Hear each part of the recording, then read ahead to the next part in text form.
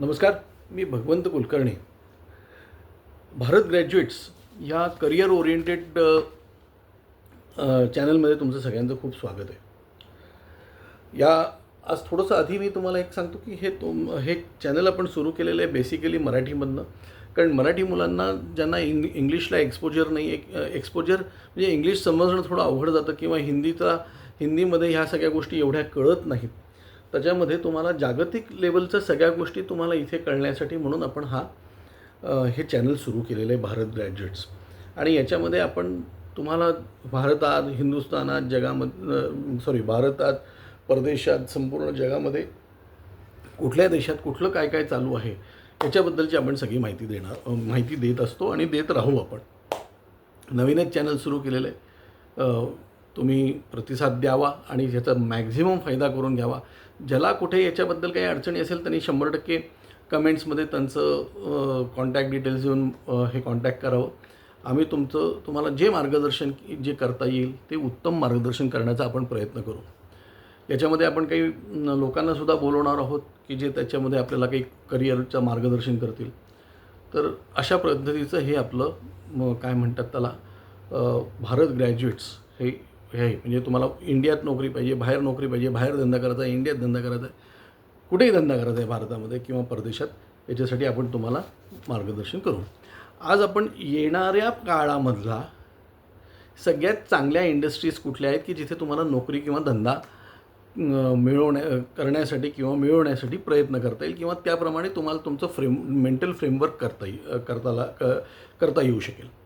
आता त्याच्यामध्ये कुठल्या इंडस्ट्रीज ह्या वाढत आहेत काय, तर त्याच्यातल्या ज्या कुठल्या इंडस्ट्रीज वाढत आहेत त्याच्यामध्ये मी तुम्हाला सांगतो पर्सनल फिटनेस. हल्ली काय झालेलं आहे, पर्सनल फिटनेसवर खूप मोठ्या प्रमाणावर स्ट्रेस इतका वाढलेला आहे लोकांच्यामध्ये. त्यामुळे स्ट्रेस वाढल्यामुळे त्यांना पर्सनल फिटनेस असणं फार गरजेचं आहे. स्ट्रेस वाढल्यामुळे आजार वाढलेले आहेत, व्यायाम कमी असल्याकारणामुळे पण आजार वाढलेले आहेत. त्यामुळे पर्सनल फिटनेस हा खूप महत्त्वाचा भाग आहे आणि पर्सनल फिटनेससाठी म्हणून लोक खूप प्रयत्न करतात. त्यामुळे तुम्ही बघा, पूर्वी फक्त व्यायामशाळा होत्या काय, पण आता जिम्नॅशियम्स झालेले आहेत. त्याच्यानंतर जिम्नॅशियममध्ये वेगळे प्रकार आहेत. काय म्हणतात त्याला, तुमचं योगा आहे, झुंबा आहे, त्याच्यानंतर काय म्हणते मशीन एक्सरसाइजेस आहेत.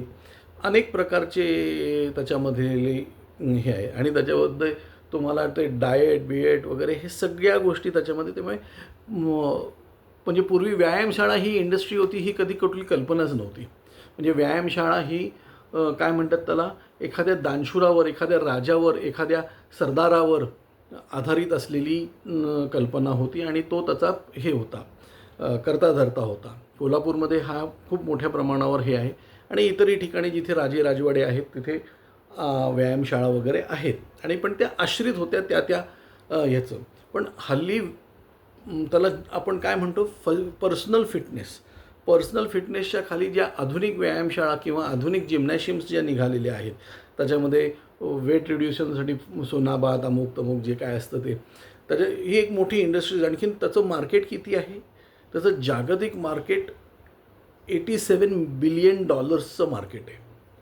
म्हणजे त्याच्यात मराठीत पैशांचं रूपांतर करून द्यायचं म्हटल्यावर ते तुम्ही बघा, म्हणजे 1 बिलियन म्हणजे $100 कोटी आणि त्याला तुम्ही 100नी मल्टिप्लाय करा म्हणजे किती पैसे होतात आणि त्याला 87नी मल्टिप्लाय करा तर किती मोठं मार्केट आहे ते. दुसरं आहे सायबर सिक्युरिटी. आज सगळ्याच गोष्टी कॉम्प्युटराईज झाल्यात, सगळ्याच गोष्टी ऑनलाईन झालेल्या आहेत. आणखी नवीन गोष्टी ऑनलाईन होतील, नवीन गोष्टी म्हणजे ऑटोमॅटिक होतील. AI येतं आहे काय, त्याच्यामुळे सायबर सिक्युरिटी हा एक खूप मोठा उद्योग होणार आहे आणि सायबर सिक्युरिटीचं मार्केट जे आहे हे $172 बिलियन मार्केट आहे. किती? $172 बिलियन मार्केट आहे. त्यामुळे एखाद्याला करिअर करायचं असेल किंवा एखादा धंदा करायचा असेल तर सायबर सिक्युरिटीचाही धंदा करता येईल किंवा सायबर सिक्युरिटीमध्ये एक्सपर्ट होता येईल आणि सायबर सिक्युरिटीमध्ये एक्सपर्ट होऊन काय म्हणजे अब्जावधी पैसे त्याला मिळवता येतील. नंतर येतो आहे तुमचं सोलार एनर्जी. सोलार एनर्जीचं काय सांगावं तुम्हाला. आता लाईटचे जे काय हे आहेत, लाईटची बिलं वाढत आहेत, खूप मोठ्या प्रमाणावर हे होतं आहे. तर त्याच्यामुळे इंडस्ट्रीला वगैरे सगळ्यांना त्याचा खूप मोठी म्हणजे तुमच्या कॅल्क्युलेशन्समध्ये फरक पडतो. म्हणजे तुम्ही गुजरातमध्ये इंडस्ट्री टाकली तर महाराष्ट्रापेक्षा त्याच्यामध्ये निम्मे इलेक्ट्रिकल चार्जेस आहेत, म्हणजे मीटर चार्जेस आहेत. महाराष्ट्रामध्ये 14 रुपये तर तिथे काहीतरी 7 रुपये आहे, एवढा फरक आहे. गुजरातमधल्या आणि महाराष्ट्रातल्या पेट्रोल डिझेलमध्ये सुद्धा 10-10 रुपयाचा फरक पडतो. असे इतर ठिकाणी पण त्याचे फरक पडत असतात. आणखीन त्याच्यामुळे इलेक्ट्रिसिटीचे जे चार्जेस आहेत, त्यामुळे इलेक्ट्रिसिटीला एक ऑप्शन मग काय आहे, तर ते सोलार एक ऑप्शन आहे. आणि सोलार म्हणजे जी आपल्याकडे उन्हाळा जिथे खूप मोठ्या प्रमाणावर होतो, तिथे मोठ्या प्रमाणावर तुम्ही सोलर पॅनल्स लावून इलेक्ट्रिसिटी जनरेट करू शकतात. हा एक भाग झाला. दुसरं, तुम्ही घरच्यासाठी सुद्धा सोलार पॅनल लावून तुम्ही काय म्हणतात त्याला, घरच्यासाठी सुद्धा तुम्ही सोलार पॅनल लावून इलेक्ट्रिसिटी जनरेट करू शकतात. आता त्याच्यामध्ये गव्हर्नमेंटने आणखीन एक जे वेगळे पार्ट आणलेले आहेत ते आपण पुढे सांगू. तर पण हे सोलार एनर्जीचं मार्केट साधारणतः $180 बिलियन आहे. म्हणजे आज तुम्ही बघा, तुमचं गल्फ कंट्रीजमधला जो भाग आहे जिथे प्रचंड उन्हाळा आहे काय, किंवा आपल्याकडे कच्छमध्ये घ्या किंवा ह्याच्यामध्ये घ्या जिथे रण आहे, इतका उन्हाळा आहे. ते म्हणजे आज गल्फ जसं तुम्हाला पेट्रोल सप्लाय करतं तसं ते उद्या इलेक्ट्रिसिटी सप्लाय करू शकतील, इतकं त्या सोलारचं मोठं मार्केट आहे. दुसरं आहे AI. आता AIचं पण एक खूप मोठं मार्केट निघालेलं आहे. त्या AIच्या मार्केटमध्ये AIचं मार्केट म्हणजे AI हे सॉफ्टवेअरला रिप्लेस करतं आहे किंवा बऱ्याच ह्युमन गोष्टींना रिप्लेस करतं आहे.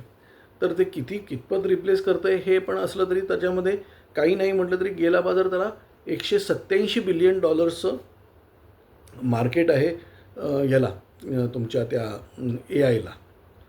त्याच्यानंतर येतं फिनटेक. म्हणजे तुमचं UPI पेमेंट्स, ऑनलाईन इन्व्हेस्टमेंट्स, सगळ्या ज्या ऑनलाईन म्हणजे finance plus technology is fintech.